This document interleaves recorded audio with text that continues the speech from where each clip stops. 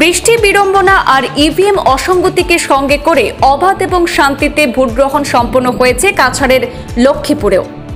লক্ষ্মীপুরের 11টি কেন্দ্রে ইভিএম অসঙ্গতির ঘটনা ঘটে। শিলচর লোকসভা আসনের অন্যতম বিধানসভা আসন লক্ষ্মীপুরে ভোটাধিকার সাব্যস্ত করেছেন 1,70,713 জন। লক্ষ্মীপুর বিধানসভা এলাকায় মোট 195টি ভোট কেন্দ্রে ভোট গ্রহণ সম্পন্ন হয়েছে। আজ সকাল 7টা থেকে আবহাওয়ার প্রতিকূলতার মধ্যেই ভোট গ্রহণ শুরু হয় লক্ষ্মীপুরে। সাত সকালে লক্ষ্মীপুর বিধানসভা এলাকার 11টি ভোট কেন্দ্রে ইভিএম এর অসঙ্গতির ঘটনা প্রকাশ্যে আসে। সৃষ্টি হয় তীব্র জনক্ষোভের। এইসব কেন্দ্রে কোথাও ইভিএম সারাই করে আবার কোথাও পরিবর্তন করে, কোথাও বা ঘন্টা খানেক পরে 2 ঘন্টা 2.5 ঘন্টা বিলম্বেও ভোট গ্রহণ পর্ব পুনরায় চালু করা হয়। দিনের শুরুতেই বৃষ্টি বিড়ম্বনার ভোটাররা ছত্রভঙ্গ হয়ে পড়েন। বৃষ্টি ফুরসত দিলে এরপরেই শুরু হয় ইভিএম বিড়ম্বনা। উল্লেখ্য, লক্ষ্মীপুর বিধানসভার ইভিএম বিড়ম্বনার পড়া কেন্দ্রগুলি দেখে নেব এক নজরে। রয়েছে দিঘলি প্রাথমিক বিদ্যালয়, 11 নম্বর কুমাছড়া প্রাথমিক বিদ্যালয়, পায়রা সিংহ মণিপুরি প্রাথমিক বিদ্যালয়, গুলটির প্রাথমিক বিদ্যালয়, 269 নম্বর ডুঙ্গিপাড় প্রাথমিক বিদ্যালয়, 114 নম্বর লাইকল প্রাথমিক বিদ্যালয়, বালাধন গার্ডেন প্রাথমিক বিদ্যালয়, রামচন্দ্র বর্মন প্রাথমিক বিদ্যালয়, নারায়ণপুর প্রাথমিক বিদ্যালয়, 493 নম্বর লালপানি মক্তব সহ অন্য আরও বেশ কয়েকটি কেন্দ্রের রয়েছে যেখানে ইভিএম বিড়ম্বনা দেখা দিয়েছে। মোট 11টি ভোট কেন্দ্রে ইভিএম বিকলের ঘটনা সংঘটিত হলে কার্যত ইভিএম বিড়ম্বনাকে সঙ্গী করে ভোট পর্ব চলে লক্ষ্মীপুরে। গন্ডগোল ধরে যাওয়া একাধিক কেন্দ্রের ইভিএম এবং ভিভিপ্যাট বদল করে পুনরায় নতুন করে চালু করতে হয় ভোট গ্রহণ। কোনো ধরনের বিক্ষিপ্ত ঘটনা ছাড়াই বিকাল 5টায় অবাধ এবং শান্তিপূর্ণভাবে সম্পন্ন হয়েছে ভোট গ্রহণ। তবে যেসব কেন্দ্রে ইভিএম বিকল হয়ে পড়েছিল সেই সব কেন্দ্রে 5টার পরেও লাইনে থাকা ভোটারদের ভোট গ্রহণ করা হয়েছে। প্রশাসনিক শেষ আপডেটে জানা গেছে, বহু প্রতিকূলতার পরেও লক্ষ্মীপুর বিধানসভা এলাকার ভোট কাস্ট হয়েছে প্রায় 65% কাছাকাছি। লক্ষ্মীপুর থেকে লোকসভা ভোট পর্বের বিশদ তথ্য আমাদের জানাচ্ছেন প্রতিনিধি শাহাদত আলী বড়ভূইয়া। মহারণ আরম্ভ হয়েছে দ্বিতীয় পর্যায়ে লোকসভা নির্বাচনের আজ দিন। মতদান সাব্যস্ত করার গণতান্ত্রিক অধিকার যে জনসাধারণের কাছে রয়েছে, সেই মতদান সাব্যস্ত করতে উপচে পড়া ভিড় দেখা যাচ্ছে লক্ষ্মীপুর অঞ্চলের আর্লড হায়ার সেকেন্ডারি উচ্চতর মাধ্যমিক বিদ্যালয়ে। সেখানে রয়েছে 3টি ভোটদান কেন্দ্র। সেই ভোটদান কেন্দ্রগুলিতে সম্পূর্ণরূপে রয়েছে যে মহিলা পরিচালিত ভোটদান কেন্দ্র। আমাদের ক্যামেরা পার্সনকে আমি সামগ্রিক দৃশ্য দেখাবার চেষ্টা করব যে এখানে কি ধরনের সারি পেতে জনসাধারণ নিজের মতদান সাব্যস্ত করার জন্য সারি পেতে রয়েছেন। এখন সকালবেলার দিক থেকে অল্প বৃষ্টিপাত আমাদের লক্ষ্মীপুর অঞ্চলে হওয়াতে এখানে বৃষ্টিপাত হওয়াতে অল্প জনসাধারণের ভোট কেন্দ্রগুলিতে সমাগম কম ছিল, কিন্তু যেই সময় যাচ্ছে এবং বৃষ্টিপাত কমে যাওয়ার দরুন আমাদের এই ভোট কেন্দ্রগুলিতে উপচে পড়া ভিড় দেখা যাচ্ছে নিজের মতদান সাব্যস্ত করতে, গণতন্ত্রের উৎসব পালন করতে। যে আমাদের এখানে এসে জনসাধারণ উপস্থিত হয়েছেন, এই জনসাধারণকে আমরা এই প্রকৃত দৃশ্য আপনাদেরকে দেখাচ্ছি। বর্তমানে আমাদের এই লক্ষ্মীপুর আর্লড উচ্চতর মাধ্যমিক বিদ্যালয়ে 3টি ভোটদান কেন্দ্র রয়েছে। এই 3টি ভোটদান কেন্দ্রের মধ্যে সারি পেতে পুরুষ, মহিলা, বৃদ্ধ এবং প্রথমবারের মতো ভোটদাতারা এসে উপস্থিত হয়েছেন নিজের মতদান সাব্যস্ত করতে, গণতন্ত্রের উৎসব পালন করতে। তৎসঙ্গে আমাদের সঙ্গে রয়েছেন লক্ষ্মীপুর অঞ্চলের বিশিষ্ট তথা আসাম মণিপুরি উন্নয়ন পরিষদের অধ্যক্ষ যা উনি রীনা সিং মহোদয়। ওনার কাছে আমরা জানতে চাইব যে আজকের এই গণতন্ত্রের উৎসব আপনারা কেমন ধরনের পালন করছেন? খুবই ভালো লাগছে, মানুষের মধ্যে উৎসাহ আছে ভোটারদের মধ্যে। যেহেতু নরেন্দ্র মোদী সারা ভারতবর্ষে উন্নয়ন করেছেন, তো সেই উন্নয়নের সাথে মানুষ আজকে খুব উৎসাহী ভোট দিতে। মোদিজিকে দেখে সবাই ভোট দেবে, আর নতুন ভোটার যারা আছে ওরা প্রথমবারের মতন ভোট দেবে। ওরা খুব উৎসাহী যে মোদিজিকে ওরা ভোট দেবে। তো এখানে দেখা যাচ্ছে যে 111, 112, 13, 14তে প্রচুর সংখ্যক ভোটাররা বৃষ্টি পড়ে ওরা এসে এখন ভোট দান দেওয়ার জন্য লাইনে আছে।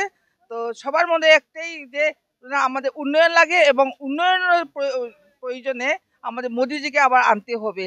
তাই বিজেপির পক্ষে ভোট দেওয়ার জন্য সবাই আগ্রহী। ধন্যবাদ।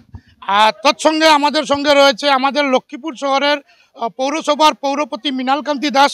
ওনার কাছে জানতে চাইব যে কি ধরনের আজকের এই গণতন্ত্রের উৎসব, ভোটদাতার মাধ্যমে উনি যে আজ ভোটদান করতে এসেছেন, উনি এই নতুন ভোটারদের প্রকৃতি কি বলবেন বা এই ভোটদান পর্বের কীরকম পালন করছেন সেটা নিয়ে আমরা জানতে চাইব। আচ্ছা, নমস্কার। আজকে যে এই বুথ মহোৎসব চলছে, এই মহোৎসবে আমি এখানে এসে আমরা সকাল থেকে বিভিন্ন সেন্টারে গিয়েছি, কিন্তু বর্তমানে আছি আমরা লক্ষ্মীপুর শহরের যে 4টা বুথ সেন্টার, সেই 4টা আর্ল হায়ার সেকেন্ডারি স্কুলে, সেখানে আমরা এসেছি ভোট দেওয়ার জন্য। আমার ভোট এই সেন্টারে আমার ভোট পড়েছে। এসে যে এত উৎসাহ মানুষের মধ্যে, বিগত 10 বছরের মোদিজির কার্যক্রমে জাতি ধর্ম নির্বিশেষে প্রত্যেক জাতের লোক, হিন্দু বলুন, মুসলিম বলুন, মার বলুন, মণিপুরি বলুন, সবাই এত খুশি মোদিজির কাজে। ওনাকে ভোট দেওয়ার যে এত একটা উৎসব মুখর পরিবেশ ওরা সৃষ্টি করেছে, সেই পরিবেশটা দেখে সত্যি আমি খুব আনন্দিত। আর নিউ ভোটার যারা, তারা এই ওদের বড়দের উৎসাহ দেখে এবং তাদের মতামত এর মধ্যে সামিল করে ওরা বিগত দিনের যা কার্যকাল যা অনুভব করেছে এবং এই অনুভবে ওরা যে নিজেকে সামিল করতে পারছে, যে আমরাও আজকে থেকে এই উন্নয়নের জোয়ারে আমরাও সামিল হচ্ছি, এইটা দেখে আমার খুব ভালো লাগছে। আপনারা দেখতে পারবেন চারিদিকে যে কী হারে ভিড় চলছে। যদিও সকাল দিকে একটু খারাপ লাগছিল, যে ওয়েদারটা খুবই খারাপ ছিল, তখন কি হবে এরকম। যাই হোক, এখন ওয়েদারটা আস্তে আস্তে চেঞ্জ হচ্ছে, এটা দেখে। এবং যারা ভোটার আসছে সবাইকে আমি ধন্যবাদ জানাই। আপনারা নিজের তাগিদে আসছেন, যারা ঘরে আছেন আপনারা গিয়ে ওদেরকে পাঠান, যাতে আমরা 90%-এর উপরে ভোট কাজ করতে পারি। শিলচরের 7টা বিধানসভার সমষ্টিতেই যে জনগণ যে ভোট দিচ্ছে, এই ভোটগুলো ভারতীয় জনতা পার্টির পড়ছে বলে আমাদের কাছে খবর। এবং আমরা নিশ্চিতভাবে বলতে পারি যে শিলচর লোকসভা কেন্দ্রে ভারতীয় জনতা পার্টি প্রার্থী পরিমল শুক্লবৈদ্য মহাশয় বিশাল ব্যবধানে উনি এখান থেকে নির্বাচিত হবেন। আর ঠিক অনুরূপভাবে করিমগঞ্জ লোকসভাতেও আমাদের প্রার্থী কৃপানাথ মালা মহাশয় বিগত 2019-এ যে ভোট পেয়েছিলেন তার চেয়ে অনেক বেশি ভোট পেয়ে এবারও তিনি সাংসদ হিসাবে নির্বাচিত হবেন। আচ্ছা, আপনি তো লক্ষ্মীপুরের কেন আসতে পারেন? লক্ষ্মীপুর থেকে প্রথমবার 2019-এ আমরা সাংসদ ডক্টর রাজদীপ রায়কে প্রায় 11,500 ভোট আমরা এখান থেকে লিড দিয়েছিলাম। 2021-এ আমি 12,500 ভোট এখান থেকে বিধায়ক হয়েছি। আমি আশা করি এবার এই দুটা নির্বাচনে যে আমরা লিড পেয়েছিলাম তার চেয়ে অনেক বেশি লিড আমরা এখান থেকে আমাদের প্রার্থী পরিমল শুক্লবৈদ্য মহাশয়কে দিতে পারবো। আর কারণ এই জন্য যে লক্ষ্মীপুরের মানুষ গত 3 বছরে ডক্টর হিমন্ত বিশ্ব শর্মার নেতৃত্বে যে ডেভেলপমেন্ট উন্নয়নের যে কাজ হয়েছে, সেই কাজের প্রতিফলন এবার নির্বাচনে লক্ষ্মীপুরে নিশ্চিতভাবে হতে যাচ্ছে। আচ্ছা, আমি এইমাত্র আপনাদের কাছ থেকে শুনেছি যে ভোট বয়কট হয়েছে, কিন্তু আমি মনে করি ভোট বয়কট করা কোনো সঠিক সমস্যার সমাধান করা মানে নয়। যেহেতু এটা আমাদের গণতান্ত্রিক দেশ এবং গণতন্ত্রের এই উৎসবে আমাদের সবাইকে অংশগ্রহণ করার প্রয়োজন এবং জনপ্রতিনিধি হোক বা সরকারের মাধ্যমে সমস্যাগুলি সমাধান করা প্রয়োজন।